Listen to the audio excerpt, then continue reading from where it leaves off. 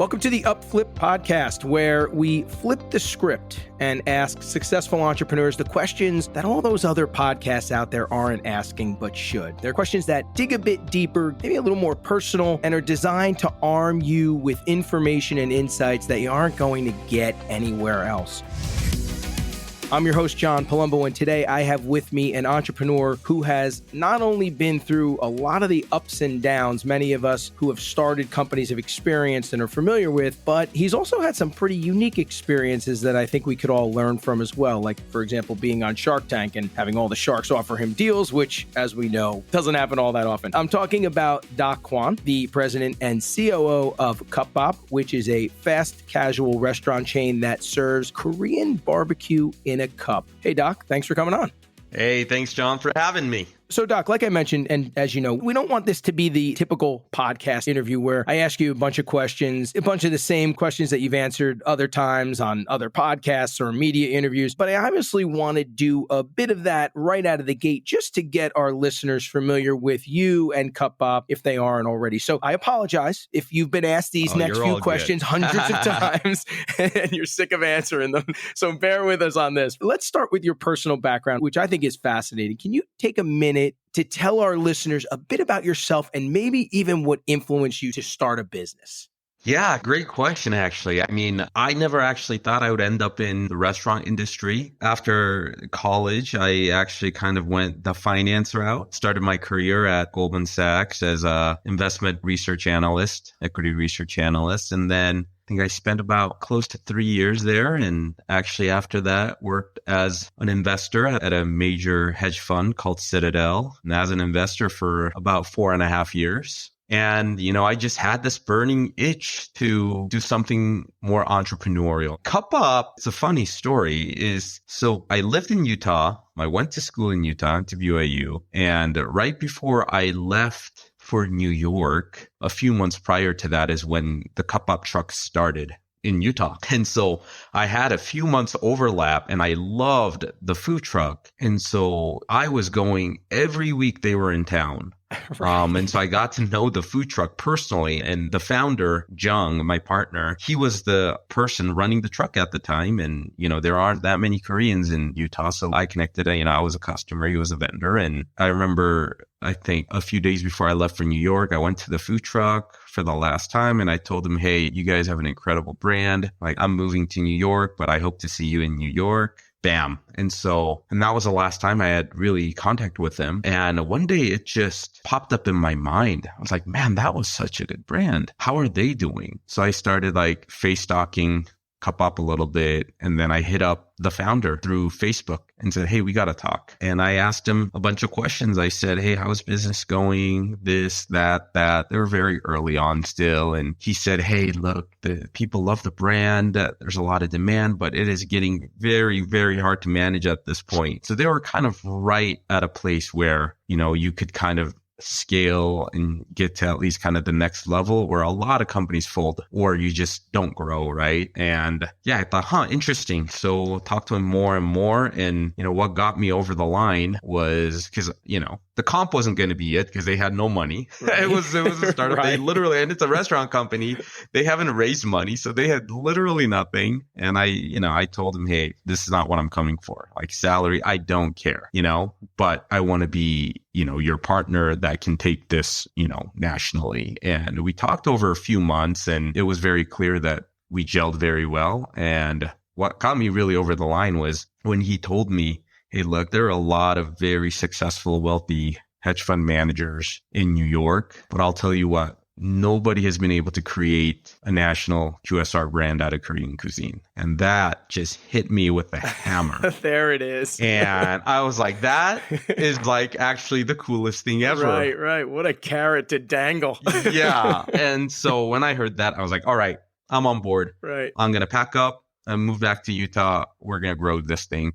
Would they have been able to grow it? Did they have that experience, that skill set? Or was that something when you called them, they were like, oh, this is perfect? I think they were just still trying to figure out. I mean, it was just, they were on their 10th location at the time. And at the time, they were just brute forcing each location, right? Without processes. And it was at a point where it was starting to break down, honestly. And that was one thing that Jung told me, was like, it's getting, it's getting very hard, and consistency is getting hard. Service is getting hard. Hiring is getting hard. We got to do something. And I don't know why I had that confidence, because I've never run a business. But right. I just thought, I feel like I can do it. And so I said, let's do it. I think this is such an incredible brand that we can scale. And so I joined in kind of late summer of 19, moved back, and a few months later there was COVID, and that was another story. But that's how my journey with CUPBOP started. Well, first off, the hedge fund. I'm sure if you go look at your counterparts from the hedge fund from Citadel, I wonder how many of them have gone off and not very many, right? And they definitely aren't going and doing food trucks, right? And then there's also just this idea. I think a lot of the entrepreneurs probably listening to this probably founded their company, probably started their company, whereas you were actually a customer, which I think is really unique. And you know what I want to talk about a little bit too, Doc, is that evolution from food truck to brick and mortar. Can you talk a little bit about why you guys decided to take that path? I think simply food trucks just don't scale. I think that was really it. For example, you can't control weather. Right. Yeah. And, the impact that you will have as a food truck versus a brick and mortar is night and day. Second, because you have all these individual events that you're always going to, actual inventory management, food management, how much to cook, it's just a nightmare. Very, very tough to manage. And you constantly have to try to get on schedules. And there are so many variables between that. Food trucks break down all the time. And it's very tough to operate. And that was one of the first things I came and said, hey, look, food trucks, we will keep them, but we will not actively grow them. We use them as marketing. It's interesting because I think a lot of people, when they think food truck, it sounds kind of like interesting and sexy. And it's like, oh, it's a food truck. And you don't realize the realities, like all the things that you just talked about. But it is interesting that you went to them already knowing that. And that's one good thing, one training that I think I received kind of my days in New York is, as an investor, the first thing you always try to do when you get coverage of a new sector or an industry is you try to figure out the drivers of the industry. What are the most important metrics that you need to look at? And is it scalable? Is it not? How is it valued? Because it is scalable, it is not. And food trucks right off the bat was, okay, can't do it, but it's a great marketing tool. We can't forget our roots. So we'll keep food trucks, but all our growth is coming in the form of brick and mortar. So you still have food trucks now? Yes. So it's more of marketing? Marketing and some big catering events. Yes. In my intro, I mentioned that you were on Shark Tank, and everybody gets excited when they hear that. If I'm remembering correctly, I think you pretty much ran the floor. I think you got deals from every shark, if I'm remembering that the right way. And I'd love for you to talk about it. And by the way, the presentation was hilarious. It was Thank you. Great. Thank you. So what was that like? It was fun. I honestly, both Jung and I, we actually had a blast. I think for Jung, it was especially emotional. I remember after the show, he got very, very emotional. He started this company literally from nothing, and he got all this confirmation from these great, great entrepreneurs in front of him, right? And for me, it was obviously also a confirmation of the bet that I made. But also, we had a lot of fun preparing for it because, myself, it was actually the first time I was sitting on the other side. I'd always looked at investments from the investor's perspective. Oh, that's a good point. Yeah. You could have been sitting in the chair. Yeah, it was very natural of, okay, this is what they're going to ask. This is what they want to hear. This is how you want to tell your story. So I kind of had that game plan from the get-go. And, kind of all the intangibles were, hey, we got to show who we are. We got to represent what our brand stands for, which is, we're an energetic, fun, loud, crazy brand. So let's deliver that. The economics really speak for themselves. And so I can obviously kind of explain that part and get them over the hump on that. And so, that was really the game plan. And we had a blast. It was great. It was such a great presentation. Their faces when you guys talked about the numbers, it was just fantastic. It was a lot of fun. Honestly, I don't even know how we got on. It's crazy. That's great. Hey, everyone. If you're enjoying our podcast, you'll probably be interested to know that we're launching UpFlip Academy. a premium membership program where you'll find things like comprehensive courses and complete business blueprints created by industry leaders, a vibrant community of entrepreneurs, both eager novices and rugged veterans, workshops dedicated to mastering very specific skills where in 4 weeks you'd learn what would have taken you months if you were doing it alone, and a whole lot more. Now, to celebrate our launch, we're offering a pretty amazing early bird price that will never change if you sign up. So follow the membership link in the description of this episode to sign up and enjoy the benefits and lock in that price. All right, Doc. So that's going to conclude the you've been asked these questions a million times part of this interview. So that part's over. So now what I want to do is I want to hit you with some questions that might be a bit different than what maybe you're used to, but I do think your responses are going to really end up inspiring and educating, even motivating the listeners who are out there. And I want to begin by talking about that time that I think all of us as entrepreneurs have. We've all experienced it. It's the time when we decide we're going to really do this thing and take the leap into entrepreneurship. And I think everyone out there listening is going to agree that it's a really unique time because you have all these mixed emotions. You're excited, you're scared to death. You have people telling you that you're making a great decision and you're feeling all confident while others are kind of looking at you with a blank look on their face. And you find yourself kind of sitting there thinking that you might be nuts for even considering this. You think your idea for the company is amazing and necessary on, like, let's say Monday. And then you think it's a terrible decision by Friday, right? Like on Monday, you're thinking, 100%. Oh man, Korean food in a cup. That's just genius. And then by the end of the week, you're thinking, what am I doing? What am I thinking here? More like within the hour, right? Within the hour, right, exactly. So the point is, I mean, it's a really confusing time to say the least, and it really can be difficult to navigate for some people. So with that in mind, I'd love it if you could kind of take us back to that time for you and maybe talk a bit about your experience then. Like, where was your head at? Were you all over the place, back and forth, up and down? And most importantly, how did you navigate it? And what advice would you give to entrepreneurs out there who are probably nodding their heads off because they know exactly what we're talking about here right now? Yeah, no, great question. I was pretty methodical about it, and I think it was just my background, right? I treated it as almost any investment that I would look at. And obviously your career is one of the biggest investments you're making because you're spending so much time on it, right? And so I knew that I wanted to try something definitely more closer to entrepreneurial spirit, right? It's something I had that. I wanted to tangibly build something. That decision I had already made up in my mind. And I think where a lot of people get hung up is the risk, right? And it was kind of the same thing for me. I thought about it a lot. And in fact, a lot of people, I told a few of my close friends, family, and thought when I, kind of started getting more firm on this CUPBOP idea, I let them know, and my colleagues and so forth. And a lot of them honestly thought I was crazy. Right. They thought, wait, you're leaving Citadel, the most profitable hedge fund in history, to join not a sexy SaaS company even. Right. A company started from a food truck. That is just nothing. Yeah, yours is the extreme example. Right? But a local business at the time, they thought you're nuts. Like my brother actually got mad. He was like, you're crazy. Like, what are you doing? And, for me, the answer was, what's the worst downside? Sure, there's that. What do you lose? The opportunity cost of what I would be making at Citadel, right? Versus that much smaller, obviously, paycheck from CUPBOP, right? But on the other side, I'm learning something very different that I knew, would actually even make me a better investor if I were to come back. And it was worst case, I'll just come back. It's very logical, but I think a lot of people forget that.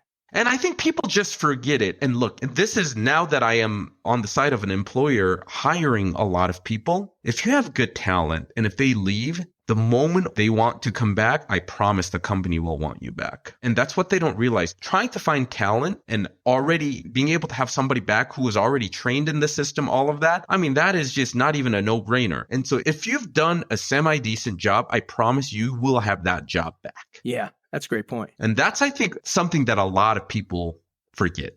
I love that. Like the risk, looking at it and saying, well, what's the worst? I also love that whole idea of, well, I'm going to learn something. Oh, yeah. That if I do go back, I'm going to be better at what I was doing. 100%. You'll be way more valuable. way more valuable. And so I thought, okay, you knock out kind of that difference in pay gap or whatever, all of that. I'll say, yeah, but I get to take these new lessons, and that's the cost of the lesson of being an entrepreneur, which is well worth it because, there's still a lot to go in my life. And I know, this is not going to be the only time I'm going to be involved in a business, right? In my life, I'm sure. And so I thought, okay, that's fine. And then it was just, the downside risk was I'll come back. Yeah, the skills you're going to learn, you're going to keep. Yeah, I didn't think much more about it after that. And then I started doing like I would always do when I had a number of offers from some of these SaaS companies to, CUPBOP. I actually just all put it in a spreadsheet and really started thinking about kind of the risk reward of these opportunities. At the end of the day, what drew me to CUPBOP was, hey, I get to drive the ship with my partner, and we could be the first ones to create a Korean national brand. But it also made sense financially, or it absolutely could pay off financially if it kind of went the direction that I thought it could. You never have a crystal ball, but you can have a ballpark of, what could upside look like versus the downside. And I thought the downside was pretty capped, given I was just going to come back if things didn't work. But upside ended up being actually much better than some of these other offers that I had, because number one, I was going to have much more equity in the company. Plus, I was going to be driving the ship with my partner and so forth. And so when I put it on a spreadsheet, and I forgot about the industries and all else, it was very compelling and telling that this was the right opportunity. There's a lot of lessons in that I think could put people at ease and help them through that. Doc, I'm not sure there's an entrepreneur on the planet who didn't hit a point, especially early on, when maybe they were close, and I mean very close, to maybe giving up. Personally, I probably had that feeling a ton of times. I'm curious to hear I guess I'll say, I'm done. I'm out, that story or those stories. And I want to hear it for a couple of reasons. First, I do think as entrepreneurs, we take comfort in knowing that other people have gone through this experience, and we don't need to be, I guess the word would be almost ashamed of the fact that we almost quit. Right? It's always nice to hear that. And second, I'm betting there are people out there listening who might be feeling that way right now and would appreciate some insight, even advice from someone who was in that place and pushed through it. Oh, I'll tell you this. We're in that place every day and will be for a long time. And I fully expect that. I think that should be the expectation. I think Elon Musk hit the nail on the head when he said being an entrepreneur, being a CEO is like eating glass and staring into the abyss. You don't know what's going on. You don't have a lot of visibility, right? And there are things that happen, that are out of your control. I mean, and that happened with us when COVID hit. And that was just a few months after like 5 months after I joined, like the world just shut down. And I remember that first week when the total kind of shutdown mandate came down. After that first week, I looked at our numbers, and our same store sales, it was cut in more than 50%. It was down like 60 plus in that just first week. And I had to literally run like liquidation scenarios. I was like, wow, we don't have much capital. If this goes on for another month, we're toast, right? And so we felt it then, and we thought, okay, how do we do it? And, one thing that you have to do is, number one, don't panic. It's easier said than done. Yeah, it is. Yep. But you can panic by yourself. It's okay. But don't show that to your people ever. Right. Ever. Never let them see you sweat. And I think that training I got pretty well as well from an investor, because at Citadel, there are days you'll lose $5-10 million in a day, and you kind of want to shoot yourself, but you learn over time with experience to just move past it and really just focus on what is the next course of action that I have to take that will be the best decision, right? And one thing that I've realized is as you're scaling, especially if you're a high growth company, your cost structure doesn't go up linearly. So you'll have these big, stair step ups where you were running, at a certain level, and all of a sudden that cost structure just balloons. And you're constantly going through that, and you have to have that to grow. And every time that happens, you feel like giving up. And there may be reasons where you want to give up, not for financial reasons, maybe a relationship with your business partner. We have a lot at CUPBOP, the history of, we had some nasty breakups with, some former partners that really taught me a lot of lessons. And that was another factor that was hard that we had to go through. And, even last year, right? The rates were increased at an unprecedented rate. Inflation was nuts, right? And a lot of businesses felt a lot of pain. And so I think one thing that every entrepreneur should take comfort in is the fact that, look, it doesn't matter what business you are always going through a struggle. Just like personal life, everybody may seem fine, but they're always going through their own battles, right? And yeah, even CUPBOP at the size, we have a lot more resources than we did before, right? But still, we have opted to not raise money and to bootstrap this whole thing. At least so far, we've done that. And it's literally a battle every day. Right? And I'm always making sure I'm checking our accounts payable, accounts receivable still. Yep. Right? Yeah. And I remember having this conversation with a great friend of mine who is an unbelievable entrepreneur. And I said, man, when does this get better? It's a battle literally every day, right? And he gave me a great quote. He said, hey, Doc, when we were building my business, every month until we got to close to $100 million revenue, we didn't know if we could make it or not. That's how we felt. Wow. Every month up until 100 million. And that's when things started getting significantly better. And he said, that's normal. That's what everybody goes through. Yeah, see, knowing that. It's funny you bring up the quote. I think it was Sean Parker who had said, running a startup is like eating glass. You start to like the taste of your own blood. Yeah.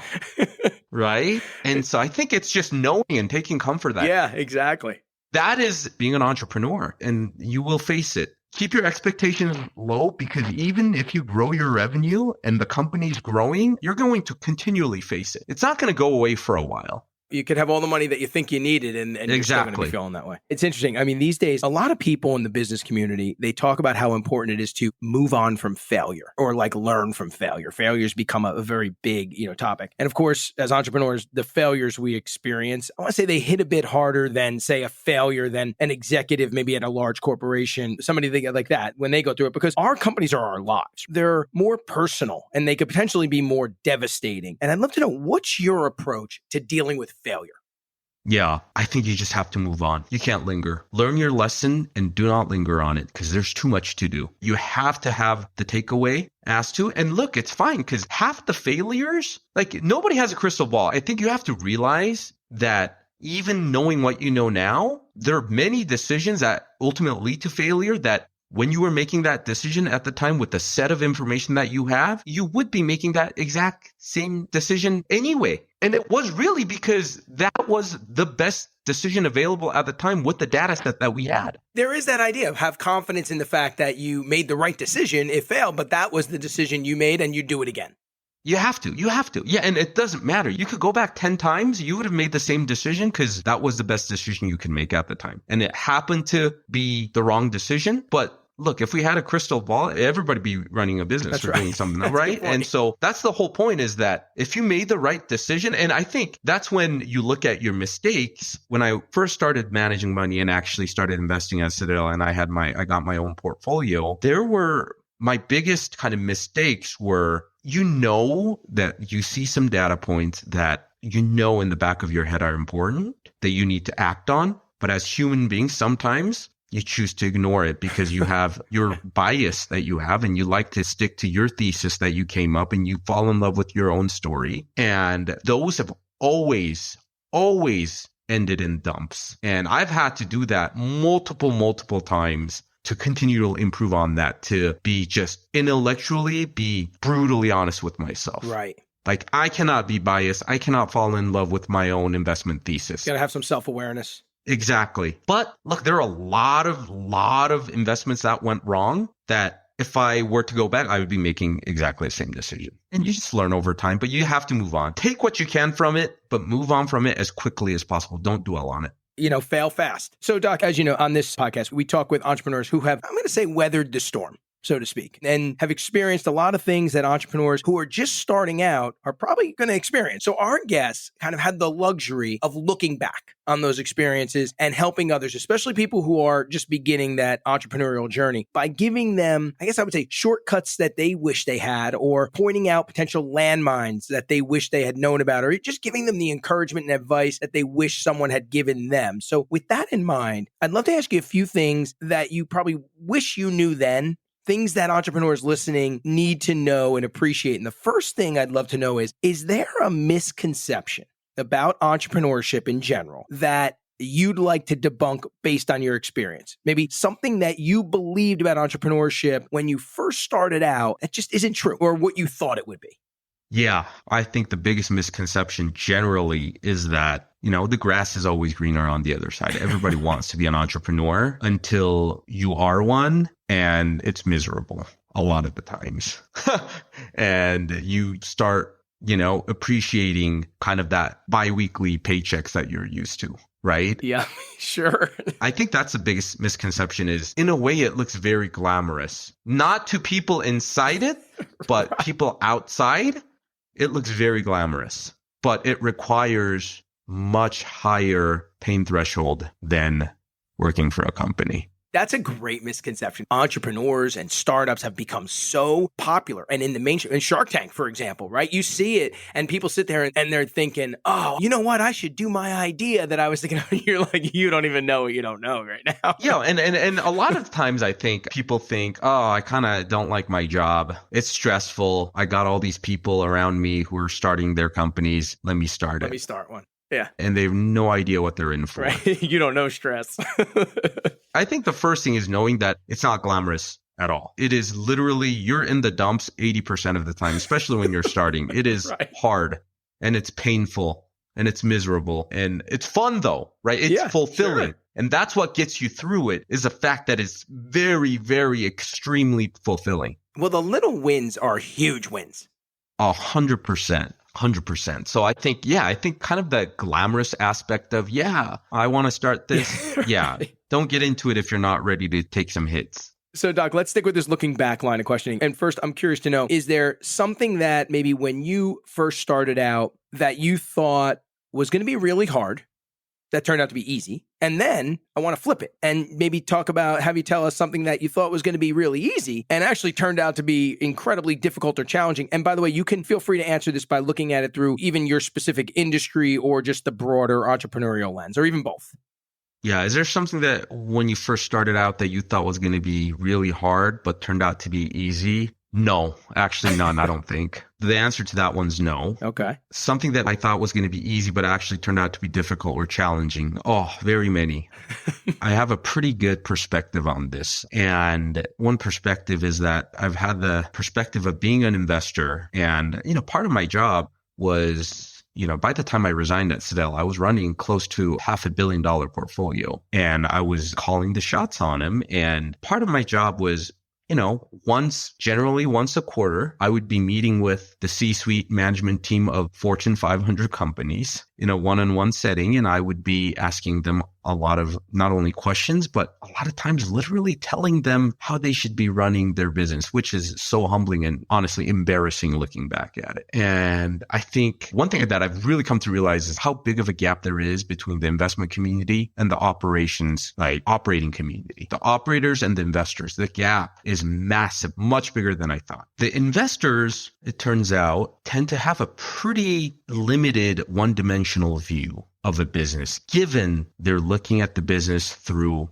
financials. And it is very easy for an investor to look at a company, look at the peers, look at the difference in margin, go to the management team who's doing not as well and say, hey, look, your competitors are doing this. Their margins are 10 points higher than yours. This is what you need to do. Cut this, cut this, cut this, cut that. There you go. I just gave you 10 points. In reality, to move margin a point requires an unbelievable amount of work, And so that's one thing that, when I first looked at CUPBOP as I was joining, before I joined, I thought, okay, we could change it here, change it here, change it here. There's a lot of margin points. Bam, I'm a genius. Right. You go in, you actually try to do it. Good luck. It takes much more change from all kinds of different places to actually make significant impact. Is there an actual example of that? Yeah. Let's say improve margins on your stores, right? And a lot of people say, hey, your peers are running at 26, 7% food costs. Why are you running at 30, 31, 32? Just cut that down. What does that mean? Right?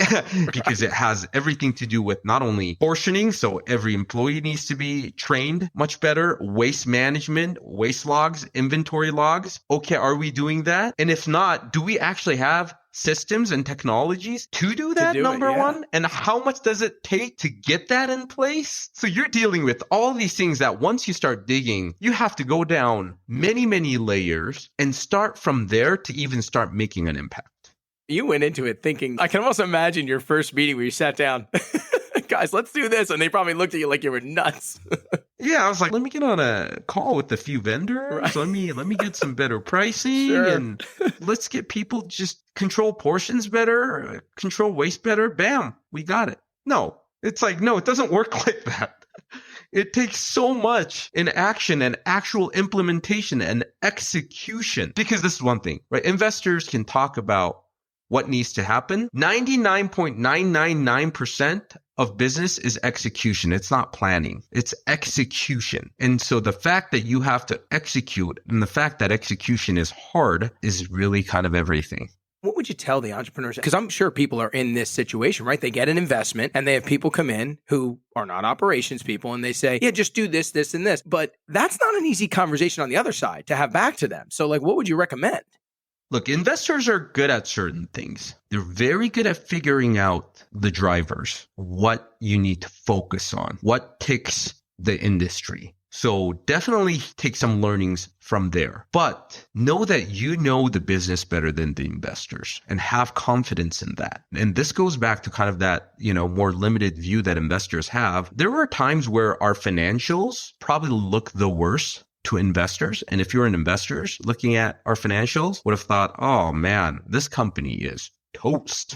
Right. This brand is dunzo, gone, right? And that was a great example, actually, in 2019, when I decided to join. We had same-store sales falling 2 years in a row in double digits, 17 and 18. And generally, that is the death of a brand. And if you look at it through a spreadsheet, that's how you're going to feel, right? What you have, the advantage that you have as an operator being in the business every day is you get these subtle confirmations, multiple sometimes daily, about your product and your business. And it can come from a customer walking to you and saying, hey, look, I tried CUPBOP for the first time yesterday. I loved it so much. I'm back again today. That's all you need to know. Literally, that is all you need to know.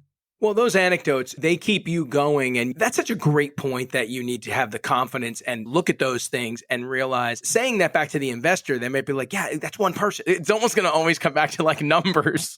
Yeah. And it was so interesting because I had a call with a big fund. No, it wasn't even a call. Another firm actually visited here to Utah and wanted to meet with us. And I said, okay, sure. And because I was an investor, obviously they took what I told them, I think, more seriously. Sure. Because they knew that I was in their shoes. That's flat out what I told them was, hey, look, the reality is there's such a massive gap and you're only seeing a portion of what a business is through those financials. Because what you don't get to see is the interactions that I see with our customers, right? And our brand. And the confirmation of that day in and day out. And we more clearly, internally also see all the levers that can get us to where we need to be. Where we're falling short, all the low-hanging fruit that we have inside on a daily basis that we see inside, that doesn't show up in financials in a detailed way at all.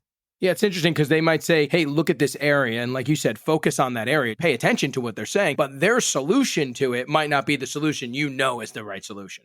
Exactly. So, Doc, I do want to talk a bit about characteristics and qualities as well as skills. I'm wondering, looking back, are there any qualities or characteristics or skills that you had that you believe, and I think I know one that you're going to say, that you believe helped with your success as an entrepreneur? Honestly, I think the biggest one, I think I have a pretty high pain threshold. Oh, okay. I thought you were going to go the finance route. Look at that. That's great. No, I mean, there are a lot of people with that, and it certainly helps. But I think high pain threshold is something that is critical. Why do you think you have that? Yeah, looking back in my life, I think I've had the opportunity to always be in very uncomfortable situations where the future was very unknown. For example, when I came to the US, that was back in 1999, I was 11. My family came on a vacation, and literally the day before we were supposed to, fly back to Korea, my parents, sat me and my brother down and actually told us, hey, you guys are going to be actually staying here. You're going to be studying here, Wow. How old were you? I was 11. Wow. And then that's back in 99. We didn't have any technology, right? There's no FaceTime. There's none of that. Internet was just literally starting to come out. Wow. And didn't know the language, had to start learning everything, started going to school. I had to go through that. I think potentially even a bigger event when I was in middle school, early on high school, my dad's business went under. It was very obvious quickly that I came to realize that we had nothing left. Right. And so I was racing against time at the time to say, okay, I got to graduate. I got to go through college real fast and I got to make a lot of money. And I've got to make sure that, our family's, taken care of and we get back on our feet. And that's part of how I got to finance, because I literally Googled it and said, where can I make the most money? And they said, if you go to a hedge fund in New York, you're going to make a lot of money. I was like, okay, that's what I have to do then. Let's figure out a way. Well, there you go. Now we know why you have a high pain threshold for sure.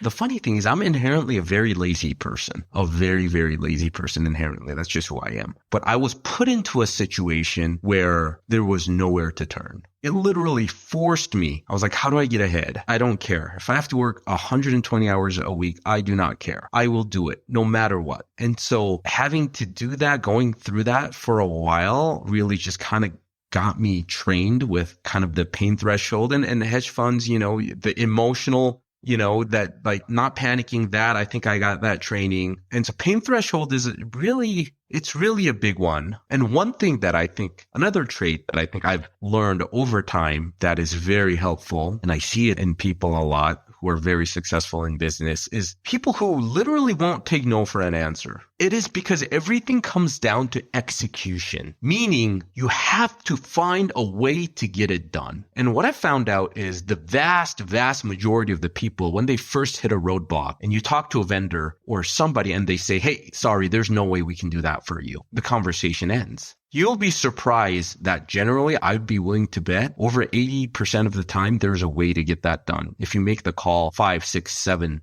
more times, or you're talking to other people to ultimately, get together to get this done, there's always a way. That's one thing I found. There is always a way. And people generally give up on the first step, but there are generally like 10 steps you can take to get to that finish line.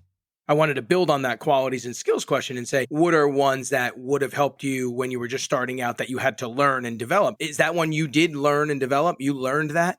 I think I had some of that, right? But a lot of it I had to learn. You got to just say, nope, that's not the end. Nope, we have to find a way. You have to find a way. And I think there were enough instances where I saw that in front of my eyes where I thought, yep. Okay, literally, you got to get it done. We have to find a way. We're going to have to hear like 10 no's before we hear a yes. And so it's kind of the norm, but we know that if we keep knocking, there is a way.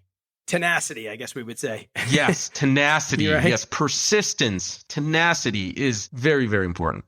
What about some watchouts? What would you say are some of the biggest watchouts for entrepreneurs in general, and even entrepreneurs in your area, and maybe even ones that you wish somebody had told you about?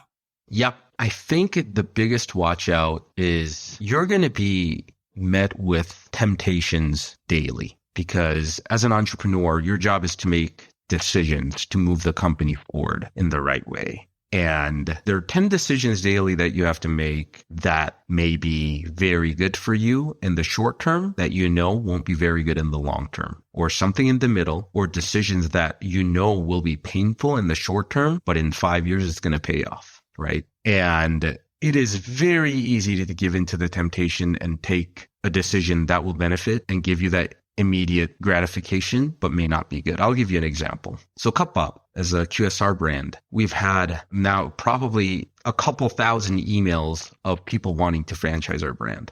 And the initial jerk reaction is, let's go. Right. Let's take 1,000 franchisees. That, if we do that, just upfront cash, we'll have $40 million in the bank to work with. If you have 2 partners, let's say, or 3 partners, it's like, hey, we could have $40 million in the bank. Let's dividend that out. Let's keep 5 mil, 35. Let's divvy it out. That takes care of our retirement and we're all good. And let the chips just, fall and let's see what happens. Right. And we've been dealing with that, for the past few years, because there's a lot of interest in franchising our brand. And we sat down and said, is this the right long-term decision for the company? Like, number one, are we ready? Like we have the fiduciary duty to make sure that our franchisees are making a lot of money, right? Like that's the whole point. And we only succeed as a franchisor if we want to go that route, if our franchisees succeed, right? Are we ready for that, number one? Are we confident enough right now in our procedures, systems, enough that there are no gaps? And even beyond that, is that the right strategy for the brand long term? Is it a better corporate model or is it a better franchise model? So right now we've taken essentially the decision to kind of continue generally on the corporate side. And we recently very heavily leaned towards, you know what, let's just keep it corporate, which is a tough decision because, we're bootstrapping it. So the pace is going to be much slower, number one. We're not going to get that influx of cash. But the more I think about it, I think I'm getting more convinced that that is a right long-term decision because the attractiveness and the qualities that make our brand such a good franchise unit arguably makes us a more attractive as corporate, lower build cost. But the lesson is really interesting, which is that as the watch out, which is that decision, you're going to have to make a lot of decisions and you have to look at the long term and the short term and make that decision. Don't give in to temptation. Don't give in to short-term temptation. All right. So, Doc, we did some looking back, but now I want to talk a bit about the future. Now, obviously, there's a lot of talk these days about all these emerging technologies, AI, robots, all these things. And I have to believe that some entrepreneurs out there are kind of freaking out a little bit, wondering like, well, wait a minute, how is this going to impact my business? Or should I even start a business? So now this is obviously a very hypothetical question, but how do you think you would be feeling if you were just starting out today with all this technology and all this uncertainty looming? It's a great question. And that's something actually I think about every day, especially kind of the topic of AI. I think about it every day. I talk to a lot of people around me who have expertise in AI, right? And I think how you would approach it is, number one, it is right to be thinking about it. You absolutely have to. And you got to do it methodically, right? Like what industries are you planning to get into? Because AI can have very different implications for different industries. So for example, AI becomes actually a tool to help us rather than to replace food. So in a way, I actually have a sigh of relief sometimes thinking, at least this industry is better shielded than say marketing, right? Like people are exactly. Yeah. Exactly, right? But to your point, if you're marketing, you're in video editing and you see all these products coming out now. Yeah, you need to think hard about it. And ironically, the more roles that take more brain power will get replaced first. It does seem that way. Yeah, for sure. Yeah, it's kind of counterintuitive, right? Because everybody thought, oh man, all the manual labor is going to be gone. It's all going to be automated. Everybody's going to be out of jobs and manual workers, you're done. No, ironically, it turns out if you're an investor, it's not very attractive financially to replace manual workers through automation. Your returns aren't that high. But if you can invest billions and billions, but you have an opportunity to replace software engineers that are making six figures and you can replace multiple of them, all of a sudden, financially, the value proposition is unbelievable. And so that's what's happening. I want to stick with this kind of idea of the future. I find it really interesting that there's a lot of talk about skills and the skills that are going to become obsolete in the future when all this technology becomes mainstream. But I kind of believe as well that there are what I would call future-proof or forever skills. So skills that are never going to become obsolete and will probably maybe even become more important. And I'm really kind of talking here about maybe these soft skills or power skills, not so much technical ones. So for example, like I think adaptability is a skill that's only going to become more important for entrepreneurs to focus on because you have to be adaptable, especially with all these things happening. And I'm curious, are there any skills that you would recommend the entrepreneurs out there listening focus on? And whether that be in general or in your area or even both, because you believe that they're going to become more necessary, even more important. I think that something that would be even more and more critical down the road is making sure that you have a very broad view, right? Okay, you see AI, you hear about it. Well, let's figure out what's actually going on. Oh, I hear about this Ozempic drug. Okay, what's the actual impact on these patients? Could there be a connection? And it's a whole point of just staying curious on even topics that may not, at face value, may not seem like it's directly correlated with your industry. Yeah, staying curious and even stepping back and looking at the broad view of things that are emerging or becoming popular and seeing if there's dots that need to be connected. That's a skill set for sure. How millionaires were made, in crypto, right? Just an example.